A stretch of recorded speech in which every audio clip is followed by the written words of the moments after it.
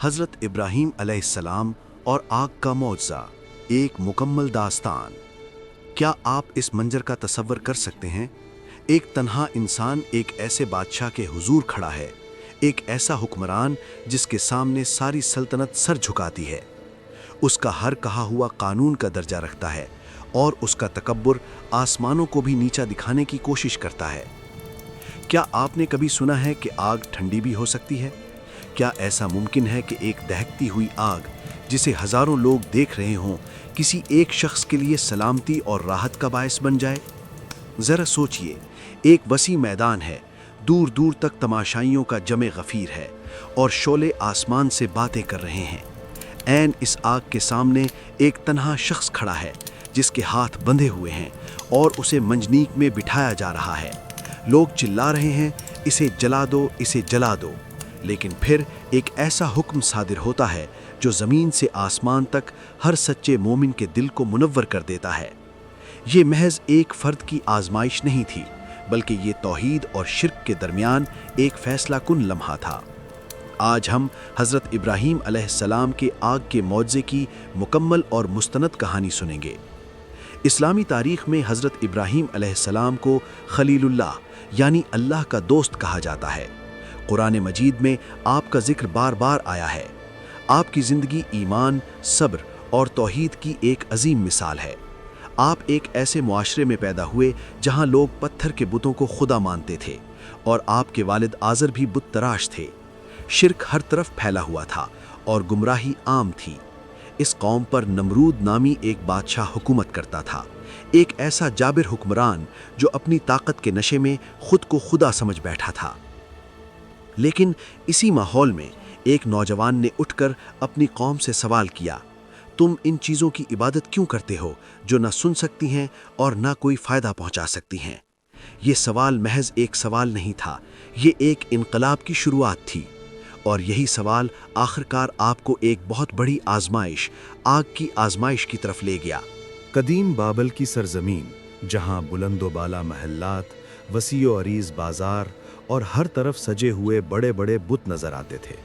یہ بت محض پتھر کے مجسمے نہیں تھے، بلکہ اس قوم کے عقیدے، خوف اور امیدوں کا محور تھے۔ ہر گلی میں بت تھے، ہر گھر میں معبود اور ہر دل میں شرک کا بسیرا تھا۔ لوگ اپنے ہاتھوں سے بت تراشتے اور پھر انہی کے آگے سجدہ کرتے تھے۔ حضرت ابراہیم علیہ السلام بچپن سے یہ سب دیکھتے آ رہے تھے۔ ایک دن آپ نے اپنے والد سے پوچھا، ابا جان، آپ ایسی چیزوں کی عبادت کیوں کرتے ہیں جو نہ سنتی ہیں اور نہ دیکھتی ہیں؟ آزر غصے میں آ گئے۔ انہوں نے کہا، اگر تم نے ہمارے معبودوں کے خلاف بولنا بند نہ کیا تو میں تمہیں سنگسار کر دوں گا۔ لیکن ابراہیم علیہ السلام کے دل میں یقین کی شمع روشن ہو چکی تھی۔ آپ نے اپنی قوم کو سمجھانے کی کوشش کی، سورج، چاند اور ستاروں کی مثالیں دے کر بتایا کہ اصل معبود تو صرف اللہ ہے، مگر قوم نے آپ کی بات ماننے سے انکار کر دیا۔ تب حضرت ابراہیم علیہ السلام نے فیصلہ کیا کہ انہیں بتوں کی حقیقت لوگوں کے سامنے ضرور لانی چاہیے۔ ایک دن شہر میں ایک بڑا تہوار تھا۔ سب لوگ شہر سے باہر جشن منانے کے لیے جمع تھے۔ بتوں کا بڑا مندر خالی تھا۔ یہ وہی لمحہ تھا جس کا حضرت ابراہیم علیہ السلام کو انتظار تھا۔ آپ خاموشی سے مندر میں داخل ہوئے۔ چاروں طرف بڑے بڑے بت کھڑے تھے۔ قیمتی لباس، سونے کے زیورات اور نذرانے ان کے سامنے رکھے ہوئے تھے۔ حضرت ابراہیم علیہ السلام نے ایک کلہاڑا اٹھایا اور ایک ایک کر کے تمام بتوں کو توڑ ڈالا، سوائے سب سے بڑے بت کے۔ آپ نے اس بت کے گلے میں کلہاڑا ڈال دیا۔ جب لوگ واپس آئے تو انہوں نے مندر کا منظر دیکھا۔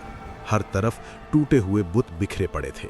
غصے کی لہر شہر میں دوڑ گئی۔ لوگ چلانے لگے، یہ کس نے کیا؟ کسی نے کہا، ہم نے ایک نوجوان کو ان بتوں کے خلاف بات کرتے سنا تھا، اس کا نام ابراہیم ہے۔ حضرت ابراہیم علیہ السلام کو دربار میں لایا گیا، نمرود کے سامنے۔ نمرود نے پوچھا، اے ابراہیم، کیا تم نے ہمارے خداؤں کے ساتھ یہ سلوک کیا ہے؟ حضرت ابراہیم علیہ السلام نے اطمینان سے جواب دیا، نہیں، یہ کام تو یقیناً اس بڑے بت نے کیا ہوگا۔ اگر یہ بول سکتا ہے تو اس سے پوچھ لو۔ لوگ خاموش ہو گئے۔ ایک لمحے کے لیے انہیں اپنی غلطی کا احساس ہوا، لیکن ان کا غرور اور ضد سچ کو قبول کرنے میں رکاوٹ بن گئی۔ انہوں نے کہا، اس شخص کو سخت سزا دو۔ وہ چاہتے تھے کہ یہ سزا پورے شہر کے لیے ایک مثال بن جائے۔ انہوں نے اعلان کیا ایک بہت بڑی آگ جلائی جائے گی اور ابراہیم کو اس میں پھینک دیا جائے گا۔ دنوں تک لکڑیاں جمع کی گئیں، ایک بہت بڑا گڑھا کھودا گیا اور اس میں آگ لگا دی گئی۔ جلد ہی آگ کے شعلے آسمان تک پہنچنے لگے۔ آگ اتنی شدید تھی کہ کوئی انسان اس کے قریب بھی نہیں جا سکتا تھا، اس لیے لوگوں نے ایک منجنیق تیار کی۔ حضرت ابراہیم علیہ السلام کو رسیوں سے باندھ کر اس میں ڈالا گیا۔ نمرود اپنے تخت پر بیٹھا تھا۔ لوگوں کا ایک بڑا ہجوم جمع تھا، ہر طرف شور و غل تھا، لیکن اس شور کے درمیان ایک انسان کا دل مکمل طور پر پرسکون تھا۔ یہ ایمان کا سکون تھا۔ اسی لمحے فرشتہ جبرائیل علیہ السلام حضرت ابراہیم علیہ السلام کے پاس آئے۔ انہوں نے پوچھا، کیا آپ کو کسی مدد کی ضرورت ہے؟ حضرت ابراہیم علیہ السلام نے جواب دیا، مجھے تم سے کوئی مدد نہیں چاہیے، مجھے صرف اللہ سے مدد چاہیے۔ پھر آپ نے صرف ایک جملہ کہا، حسبنا اللہ و نعم الوکیل، اللہ ہمارے لیے کافی ہے اور وہ بہترین کارساز ہے۔ یہ الفاظ صرف ایک دعا نہیں تھے بلکہ کامل توکل کا اظہار تھے۔ اسی لمحے آسمانوں میں ایک حکم جاری ہوا، منجنیق چلائی گئی۔ حضرت ابراہیم علیہ السلام آگ کی طرف بڑھے۔ پورا میدان سانس روکے دیکھ رہا تھا۔ لوگوں کو یقین تھا کہ اب یہ شخص جل کر راکھ ہو جائے گا، لیکن عین اسی وقت اللہ تعالیٰ نے حکم دیا، یا نار کونی بردم و سلاما علی ابراہیم، اے آگ ابراہیم پر ٹھنڈی اور سلامتی والی ہو جا۔ یہ حکم پوری کائنات کے خالق کا تھا۔ اچانک وہ آگ جو چند لمحے پہلے تباہی کی علامت تھی، ایک باغ کی طرح بن گئی۔ حضرت ابراہیم علیہ السلام اس آگ کے اندر محفوظ رہے، نہ ان کا جسم جلا اور نہ ہی ان کے کپڑے۔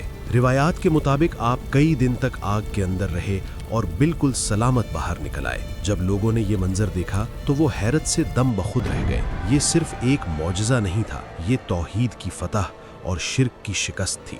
حضرت ابراہیم علیہ السلام کا یہ واقعہ اسلامی تاریخ کے عظیم معجزات میں سے ایک ہے۔ یہ ہمیں سکھاتا ہے کہ سچ کے راستے پر چلنا ہمیشہ آسان نہیں ہوتا۔ بعض اوقات انسان کو تنہا کھڑا ہونا پڑتا ہے اور پوری دنیا اس کی مخالفت کرتی ہے، لیکن اگر دل میں ایمان ہو اور اللہ پر کامل بھروسہ ہو تو ناممکن بھی ممکن ہو جاتا ہے۔ حضرت ابراہیم علیہ السلام نے ہمیں سکھایا کہ طاقت نہ تو ہجوم میں ہے اور نہ ہی کسی طاقتور حکمران میں، اصل طاقت اللہ پر یقین میں ہے۔ آج بھی اگر ہم اپنی زندگیوں میں اللہ پر سچا توکل کریں تو ہماری مشکلات بھی ہمارے لیے سلامتی بن سکتی ہیں۔ اگر آپ کو ہماری یہ ویڈیو پسند آئی ہو اور آپ اسی طرح انبیاء کرام علیہم السلام کے ایمان افروز واقعات سننا چاہتے ہوں تو ابھی ہمارے چینل کو سبسکرائب کریں، ویڈیو کو لائک اور شیئر کرنا نہ بھولیں اور بیل آئیکن کو ضرور دبائیں تاکہ ہماری ہر نئی آنے والی اسلامی ویڈیو سب سے پہلے آپ تک پہنچ سکے۔ شکریہ۔